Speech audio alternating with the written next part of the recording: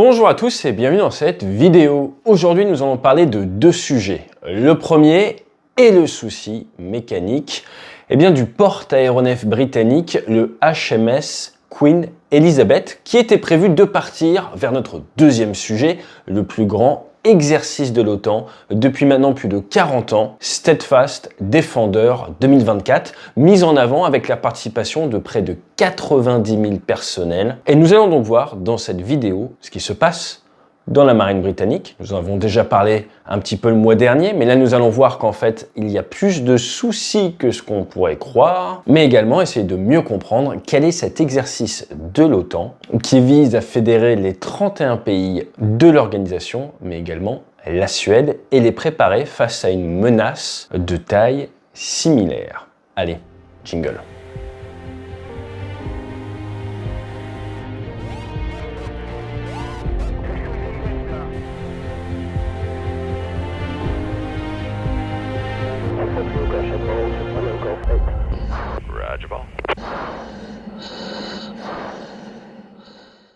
En 1916, après la bataille du Jutland, l'amiral Beatty avait prononcé une phrase assez célèbre dans les marines.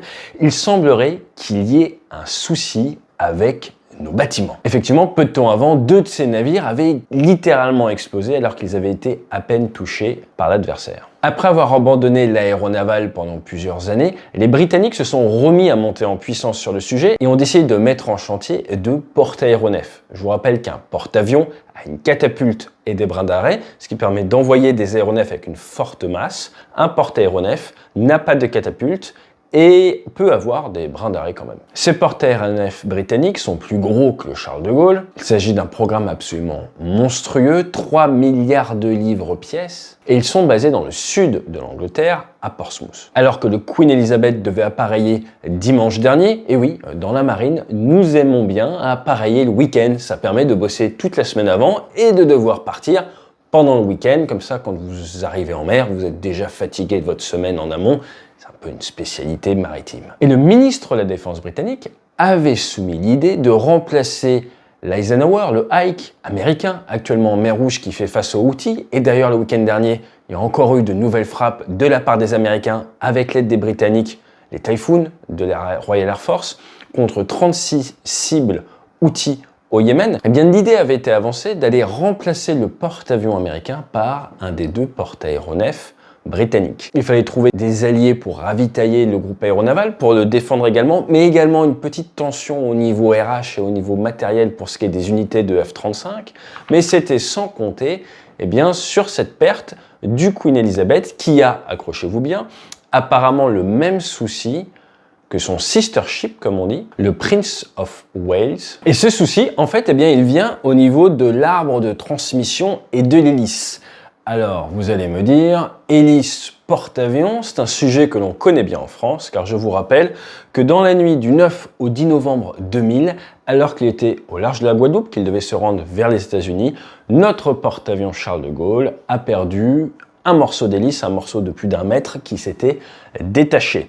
Toujours est-il, cette hélice, cet arbre de transmission sur le Prince of Wales, il a amené la Royal Navy à remorquer le porte-aéronef jusqu'en Écosse, là où il a été fabriqué par le sous-traitant, par l'entreprise Babcock, que l'on connaît bien en France, et il est resté 9 mois à quai. Donc si nous avons le même type de problème sur le Queen Elizabeth, il est urgent d'attendre le compte-rendu, mais s'ils sont partis pour 9 mois d'immobilisation sur un souci assez proche de ce qui a déjà touché l'autre navire, il y en a qui ne vont pas prendre des lettres de félicitations. Alors l'avantage d'avoir deux porte-aéronefs, c'est quand même que du coup, c'est le Prince of Wales qui va partir avec une petite armada de 8 navires, dont 4 britanniques, un espagnol, un américain et un danois participer à cet exercice de l'OTAN.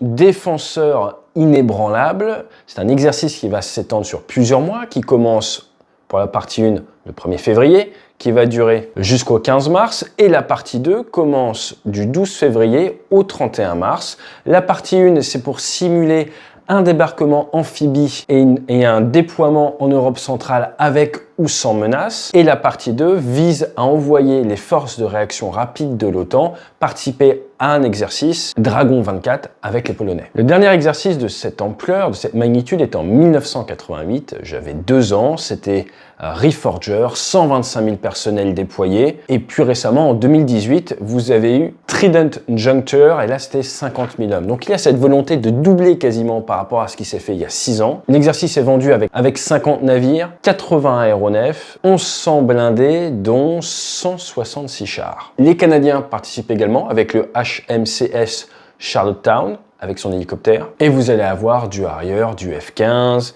du F-35 et forcément du F-18, notamment espagnol. Ce qu'il faut bien comprendre, c'est lorsque vous réunissez des forces comme ça différentes, il va falloir travailler la manière de fonctionner ensemble. C'est comme différentes BU ou des différentes lignes d'eau dans votre entreprise. Il faut les habituer à fonctionner ensemble, apprendre à se connaître, à gagner en respect, en crédibilité les uns envers les autres. Et lors de ces gros déploiements, la logistique est mise à rude épreuve. Et cela va permettre de mettre en exergue certains process qu'il faut faire évoluer ou certaines carences, comme nous l'avons vu ces derniers temps, avec le F-35 qui jusqu'à présent avait une chaîne de logistique un petit peu à la demande. Pensez Jeff Bezos, Amazon, il vous manque une pièce en unité, vous faites la commande informatisée, on vous livre la pièce le lendemain. Ça, c'est beau dans un monde où tout fonctionne et où il n'y a aucun souci de transit. Si votre unité est au milieu de l'Europe et que vous êtes sous couverture aérienne adverse, que vous pouvez être attaqué à n'importe quel moment, il vous faut un stock de pièces. C'est une des leçons que les Américains ont tirées de leurs exercices ces derniers mois. Ils sont en train de corriger le tir sur la maintenance de leur F-35 notamment. Donc ce type d'exercice a vraiment vocation à créer de l'interaction entre les différentes nations, mais également à permettre aux différents intervenants de s'entraîner avec des volumes auxquels ils ne sont pas habitués.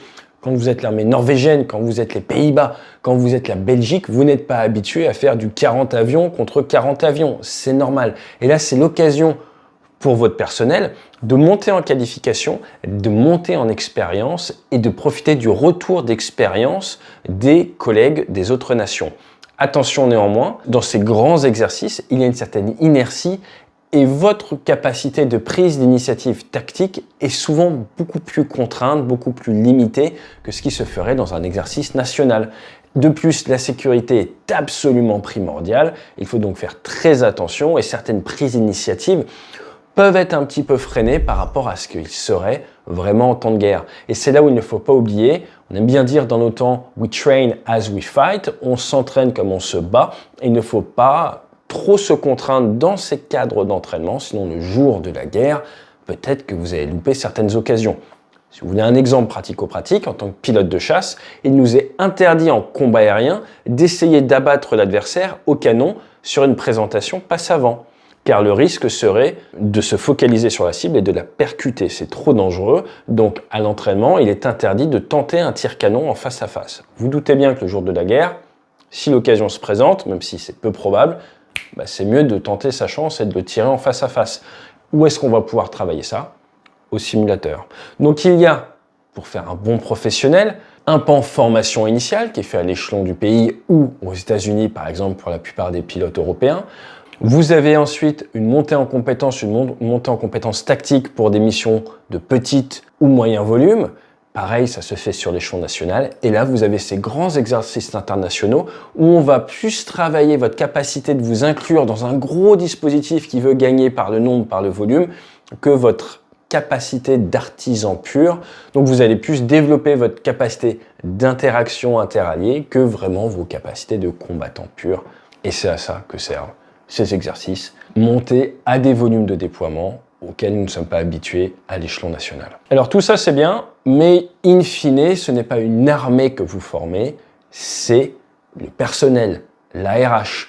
Et donc quand vous avez les membres du Queen Elizabeth qui ne peuvent pas partir, eh bien peut-être qu'ils vont aller pour certains en renfort sur le Prince of Wales, mais c'est toute une partie forcément de ce personnel-là qui ne va pas pouvoir s'entraîner pendant que le navire est immobilisé. À l'heure actuelle, les armées occidentales se battent avec la rétention du personnel. Ils ont de plus en plus de mal à garder sur le long terme les cadres, mais également les hommes du rang. Les contrats ont évolué, mais également le degré de professionnalisation des postes a augmenté également. Si vous prenez la marine française, mais c'est pareil pour la marine britannique, l'armée de l'air ou même l'armée de terre, vous avez de plus en plus de métiers qui demandent des professionnels extrêmement qualifiés en mécanique, en avionique, en technique. Ce sont forcément des professionnels qui sont courtisés, si je puis dire, par le nerf de la guerre, toute l'industrie derrière.